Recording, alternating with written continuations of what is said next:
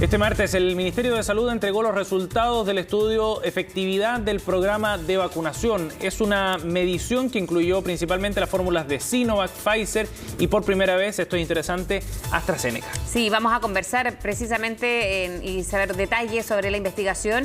Tomamos contacto con el infectólogo del Instituto Biomédico de la Universidad de Chile, el doctor Miguel O'Ryan. ¿Cómo está, doctor? Buenos días. Muy bien, muchas gracias. Hola, buenos doctor, días, buenos Sebastián. Buenos días, Fresca. Bien, hemos conocido ya en algunos aspectos quizás más nuevos, pero ¿cuál, doctor, son los datos más interesantes respecto a este informe que se conoció ayer de la vacunación, ¿no? Además, cuando vamos aumentando también las personas que se han vacunado, incluso los rezagados hasta el día de ayer. Bueno, yo creo que es importante destacar primero que Chile, como comunidad, está aportando información muy relevante, no solamente para nuestro país, sino que para el mundo, sobre el proceso de vacunación y la efectividad de la vacunación. Yo diría que es en este momento el único país que está dando información fidedigna, sólida, seria, sobre la evolución de la efectividad de la vacuna y también la evolución de la inmunogenicidad a través de estudios de anticuerpos que nosotros y otros están haciendo.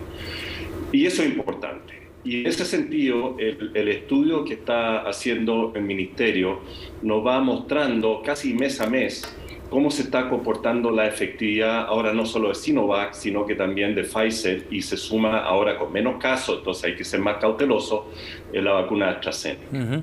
Y la principal conclusión es que uno va viendo que, como es de esperar, se aprecia una lenta y pequeña por ahora, afortunadamente, caída de la efectividad de la vacuna con Sinovac con el paso del tiempo, lo cual se alinea con lo que hemos visto con la caída de detección de anticuerpos, que es una medida de la protección de inmunogenicidad.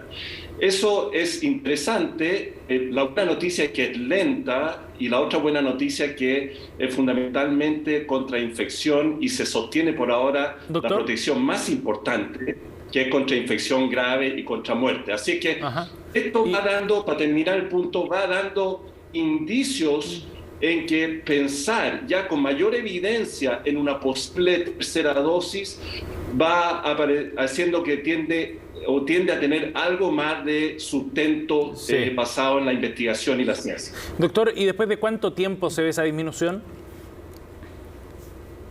Bueno, estos estudios por ahora son en periodos y si bien hay que ver la cosa macro, se empieza a ver entre 3 y 6 meses posterior a la vacunación.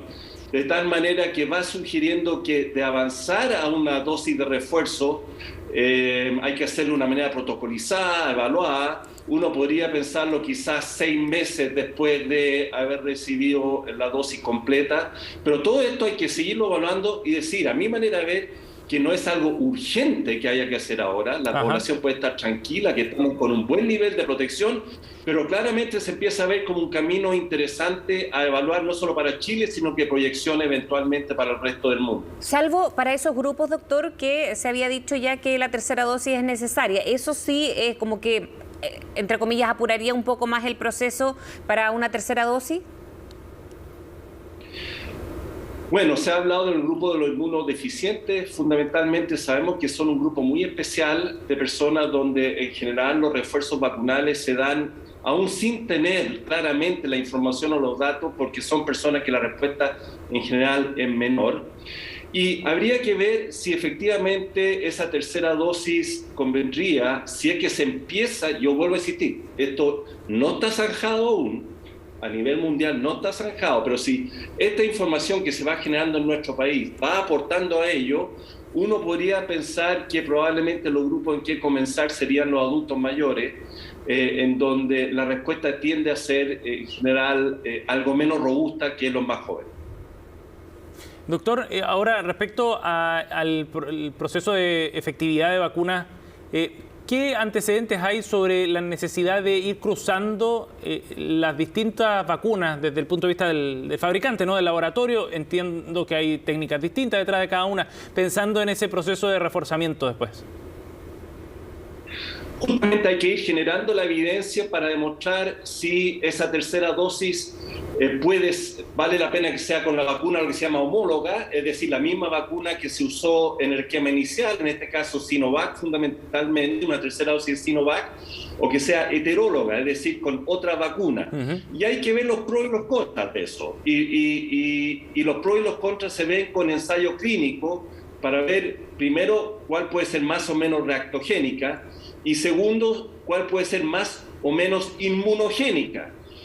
Y para eso hay que hacer el ensayo, que en este momento se está haciendo un ensayo, lo ha hecho la autoridad con las diferentes vacunas, alrededor de 500 personas, para ver justamente esos dos factores. Y esperemos que hayan otros estudios eventualmente con otras vacunas para finalmente decidir si uno puede ser o homólogo o heterólogo, es decir, una u otra, y si una u otra resulta ser mejor alternativa. Pero eso solamente se logra obteniendo esa evidencia, y para eso hay que hacer los estudios y se están haciendo. Ahora, doctor, la buena noticia de este informe es precisamente que si bien esto ha bajado, por ejemplo, en el tema del contagio, sigue siendo uno de los factores más importantes que hasta ahora nos tienen con las cifras que tenemos hasta ahora, ¿no? Con positividad muy baja, afortunadamente, en las hospitalizaciones graves también. Todo esto es producto del aumento de la vacunación, y se lo pregunto también porque más allá de los estudios que siguen en desarrollo, se van dejando también estos temas en evidencia, como la positividad o el contagio y la enfermedad o enfermarse grave de COVID-19. Bueno, probablemente hay varios factores que inciden en la baja que estamos teniendo ahora, que es motivo, por cierto, de regocijo, ¿no? Uno es el factor estacional, ya que se ve una caída no solo en Chile, sino que en todos los países del hemisferio sur en esta época, pero sin lugar a dudas, donde se ve la caída más abrupta y más significativa son en los países que tienen la máxima cobertura de vacunación, Chile y Uruguay, donde la caída ha ido en picada, mientras que en Argentina, en Brasil, en Colombia, donde la vacunación es mucho menor, se ve también una caída, pero es menos de la mitad. De tal manera de que hay un factor estacional y hay el factor vacunación que es clave. Ahora, la pregunta, obviamente, que estamos observando hasta dónde vamos a llegar en esta caída con la cobertura que tenemos en nuestro país. Muy probablemente, mientras más nos vacunemos, mientras más rezagados se vacunen, mayor va a ser esa caída. Mientras menos personas logremos que alcancen la vacunación completa, y si tenemos un delta de 1 millón, 1,5 millones de adultos que no se vacunan, que van a ser los que se van a estar infectando en septiembre, octubre, noviembre, y que tienen infección grave, es lo que va a mantener esta curva que se va a tender a ir aplanando. Y no va a bajar como quisiéramos, a llegar a muy poquitos casos. Y ahí el llamado entonces a todos aquellos que todavía son reticentes a vacunarse, decir que depende de ellos que estos casos vayan bajando aún más de lo que hemos logrado hasta ahora. Doctor, en otros países se ha visto un aumento de casos de nuevos casos de coronavirus, en el Reino Unido, por ejemplo, en Israel. Sin embargo, una repercusión mucho menor en términos de hospitalización, ¿no? Y de fallecidos también, por ende. ¿Uno puede proyectar ese mismo escenario para Chile en caso de que viéramos una nueva ola asociada a la variante Delta, o hay otros factores que pueden incidir en eso?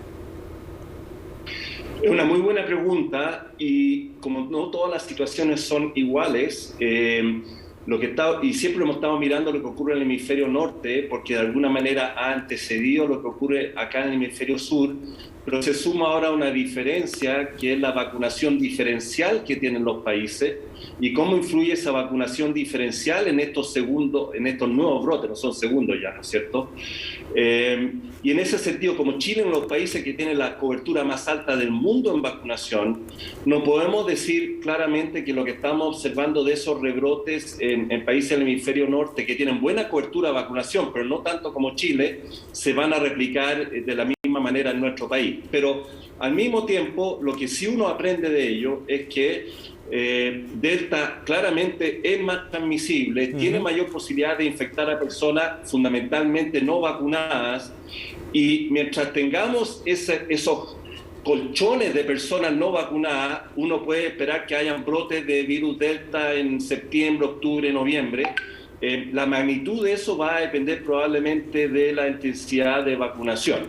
Perfecto. Bien, doctor, queremos agradecerle por haber hablado con nosotros. Que tenga muy buen día. Muchas gracias. Gracias a ustedes. Doctor.